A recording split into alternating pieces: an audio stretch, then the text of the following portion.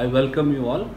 This episode number 32 और आज मैं कुछ काफ़ी दिनों बाद आपसे बात कर रहा हूँ और मैं आपसे सबसे बड़ी चीज़ बात करना ये चाह रहा हूँ आज कि हमारी जो इकोनॉमी है उसकी आज की स्थिति क्या है और उसके आधार पर हमारे आगे का फ्यूचर क्या होगा। आप देखिए, सबसे बड़ी खुशी की बात तो ये है कि अब हम थोड़े थोड़े ये जो अभी प्रॉब्लम्स जो चल रहे थे अब हम उससे बाहर आने लगे हैं। अभी जैसे हम उसका एक फर्स्ट इंडिकेटर ये लेंगे कि जैसे जीएसटी कलेक्शन थे वो देख लीजिए, अप्रैल में 32,000 करोड़ के करीब थे और वो मई में 62,000 करोड़ हुआ।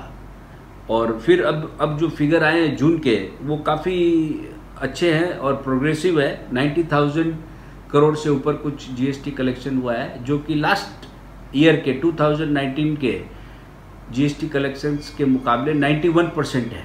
तो आज देखिए, जो लॉकडाउन चला अप्रैल में तो पूरा ही बंद था, मई आधा समझ के चलिए आप बंद था, और उसके बाद ये लॉकडाउन खुला और ये कलेक्शन जिस स्पीड में बढ़ा है, तो अब ये जुलाई पर हमारी बहुत बड़ी आस है कि इससे हमारी इकोनॉमी काफ़ी इम्प्रूव होगी। और हमें ये मान के भी चलना है कि जैसे जैसे इकोनॉमी के इंडिकेशन आते हैं कि इकोनॉमी इम्प्रूव होगी तो हमें अपने बिजनेस को भी उस तरीके से संभालना पड़ेगा और उस तरीके से अपने बिजनेस को एक नए रिव्यू के पैटर्न में देखकर और उसको हर जगह जहाँ इम्प्रूवमेंट की दरकार है करके और आगे सस्टेनेबिलिटी की तरफ बढ़ना पड़ेगा। तो आप ये देखेंगे सबसे पहले कि जिस तरह जीएसटी कलेक्शन आए और उसके बाद आपने अभी हमारे फॉरेन एक्सचेंज रिजर्व्स भी मैंने देखा कि $500 बिलियन के ऊपर हमारे रिजर्व्स हैं आज इंडिया के पास, जो कि एक बहुत बड़ा फिगर है। और अभी जो एक्सपोर्ट इंपोर्ट के फिगर आए अपने लास्ट ये जून महीने के, उसके हिसाब से $0.8 बिलियन सरप्लस है हमारी इकोनॉमी में। अभी आपको पता है कि अभी देखिए इंपोर्ट्स में जैसे इलेक्ट्रिकल गुड्स है, हमारे जो टेलीफोन्स है जो 79% आज देखिए चाइना से इंपोर्ट हो रहे थे, वो सब कुछ उसमें काफ़ी कमी आई है। गोल्ड इंपोर्ट में कमी आई है और पेट्रोलियम प्रोडक्ट्स के इंपोर्ट में कमी आई है। तो ये सब चीज़ें जो एक तरह से कमी आकर और जो एक्सपोर्ट हमारा मेंटेन हो गया, जैसे आयरन ओर का एक्सपोर्ट बढ़ा है, अभी डाटा जो दिखा रहे हैं कि आयरन ओर का एक्सपोर्ट आपका बढ़ा है और दूसरे कई फूड प्रोडक्ट्स के आइटम में, इवन राइस में एक्सपोर्ट बढ़ा है देश का। तो ये सब चीज़ें इंडिकेट कर रही हैं कि हम आत्मनिर्भर जो भारत का जो हमारा सपना है उसकी तरफ हम आगे बढ़ रहे हैं और फ्यूचर में इस तरह के इंडिकेशन हमें हमारी इकोनॉमी को अच्छा बूस्ट देंगे, ये मैं सोच रहा हूँ। और अभी एक और बहुत अच्छी खबर जो कल के दिन में जो रिलायंस इंडस्ट्रीज ने अपने एजीएम में कहा, मुकेश अंबानी जी ने, कि $28 बिलियन उन्होंने इकट्ठा किया है, जो करीब 2,12,809 करोड़ उन्होंने आज इकट्ठा किया है। और जो मैक्सिमम जो फॉरेन एक्सचेंज के रूप में हमारे देश में आएगा, इससे वो भी कंपनी भी डेट फ्री हुई और हमारे देश में भी जो फॉरेन एक्सचेंज की आवक थी वो भी बहुत अच्छी बढ़ गई। इससे हमारा जो आगे की जो प्रोग्रेसिव हमारे स्टेप्स है वो बढ़ेंगे।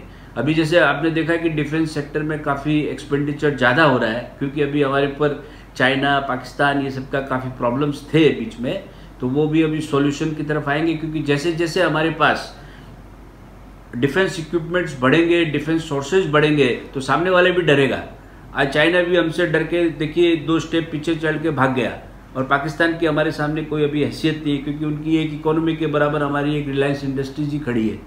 तो अब आगे हमको ये देखना है कि हम इसको कैसे हमारे देश को आगे प्रगति की तरफ ले जा सकते हैं। तो अभी आईटी सेक्टर का जो योगदान रहा, आज इन्फोसिस, टीसीएस के नतीजे ये इंडिकेट कर रहे हैं कि वो बहुत अच्छा कर रहे हैं और उन्होंने अपनी रेवेन्यूज जो मेंटेन की है। जैसे आज इन्फोसिस ने 4,200 करोड़ के करीब उनकी जो इनकम है वो एकदम उन्होंने लास्ट जो भी उनकी जो इनकम थी लास्ट ईयर की उसके हिसाब से सस्टेन किया है उसको, वो बहुत बड़ी चीज़ है।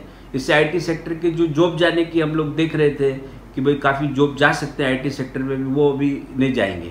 अब आईटी सेक्टर से फिर आपको दूसरे सेक्टर में भी बूस्ट मिलता है, जैसे रियलिटी सेक्टर है, ये भी काफ़ी कुछ डिपेंडेंट हो जाता है यदि आपके आईटी सेक्टर अच्छा करता है तो अभी जो इकोनॉमी का जो प्रॉब्लम चल रही थी कि भाई वैक्सीन नहीं आई है, लॉकडाउन और कुछ बढ़ सकता है, ये सब हो सकता है, पर अभी यूएस ने कल ही जिस तरह से डिक्लेयर किया है कि मॉडर्ना ने फेज 1 की वैक्सीन को सेफेस्ट वे में एक इंट्रोड्यूस कर दिया है, तो ये वैक्सीन अब लागू पड़ जाएगी आगे जाके, और अभी देखते हैं 15-20 दिन के अंदर इसके क्या रिजल्ट्स और आते हैं और कैसे इसका मास प्रोडक्शन हो और इसको डिस्ट्रीब्यूशन में कैसे लाया जा सकता है। तो आज जैसे अमेरिका के इंडिया काफ़ी क्लोज है, तो शायद इंडिया को इसका बेनिफिट सबसे पहले मिले, और हमारे देश में भी इसकी वैक्सीन यदि बराबर लग जाती है तो लोग फ्री होकर काम कर सकते हैं, सब चीज़ें खुलेगी, रेलवेज खुलेगा, एयर ट्रैफिक खुलेगा, और आगे बिजनेस व्यापार और आगे बढ़ने की काफ़ी उम्मीद है।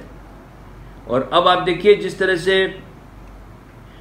चाइना की ग्रोथ के कल फिगर आए, वो उन्होंने अपने आप को इस प्रॉब्लम से ओवरकम किया, और उनकी जो जीडीपी ग्रोथ आई है सेकंड क्वार्टर, मतलब उनकी सेकंड क्वार्टर होती है अप्रैल में जून की जो ग्रोथ आई है दैट इज 3.2%, जो कि लोग एक्सपेक्ट कर रहे थे 2% के ऊपर नहीं आएगी।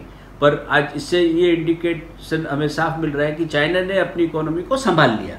अब चाइना जिस तरह से व्यापार में आगे है वो अपने एक्सपोर्ट्स में भी आगे बढ़ेगा, और उसके हिसाब से उसकी इकोनॉमी अच्छी चलेगी। तो ये एक वर्ल्ड का जो ऑर्डर था, जो काफ़ी कुछ बिखरा बिखरा दिख रहा था, ये भी अब अपने आप में एक संभल जाएगा। तो इससे हर कंट्री को फायदा है। वर्ल्ड इकोनॉमी में क्या होता है, सबकी कि एक कंट्री की दूसरी कंट्री के साथ प्रॉब्लम होती है तो वर्ल्ड इकोनॉमी इफेक्ट होती है। पर जिस तरह से ये फिगर आ रहे हैं, आंकड़े आ रहे हैं, इससे ये लग रहा है कि वर्ल्ड इकोनॉमी भी अब सुधर जाएगी। जैसे यूएस में भी अभी जो प्रोडक्शन की आए वो भी अच्छे आंकड़े आए, यूएस में भी प्रोडक्शन की जो परसेंटेज बढ़ी है वो अच्छी बढ़ी है। तो इससे हमको लगता है कि आगे चलेगा। और स्टॉक मार्केट भी आप देखिए, जैसे आज 36,000 प्लस बीएसई है और निफ्टी भी 10,700 के करीब चल रहा है। तो ये भी इंडिकेट कर रहा है कि एक हमारी पूरी जो इकोनॉमी है वो काफ़ी ग्रोथ पाथ के ऊपर है और ये आगे बढ़ेगी।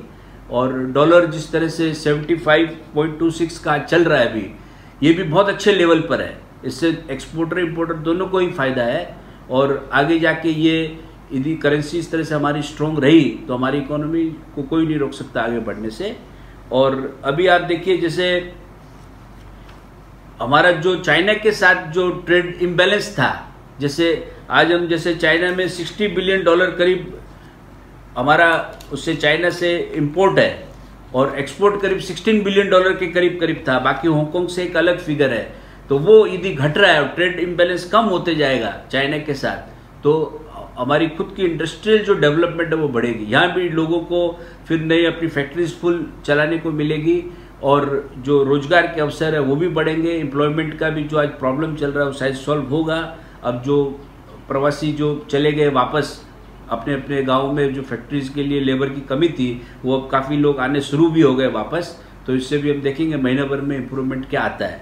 तो अभी आज की यही मेरे इस एपिसोड में यही कहना है कि हमारी इकोनॉमी एक अच्छे रूप में आज के डेट में है, और शायद हमारी गवर्नमेंट ने इसको सस्टेन भी कर रखा है, और लोगों को जो फाइनेंशियल एड भी दिया बैंकों के थ्रू, उससे भी लोग अपनी फैक्ट्रीज को थोड़ा थोड़ा संभाल के चला रहे हैं। तो अब इसको स्पीड अप करने का टाइम जब आएगा तब शायद हमें जरूरत पड़ेगी कि गवर्नमेंट एक नया कोई बूस्ट दे उसको, तो उससे और भी स्पीड अप पकड़ेगी। तो इसी के साथ ये मैं एपिसोड अपना खत्म करता हूँ। Thank you very much.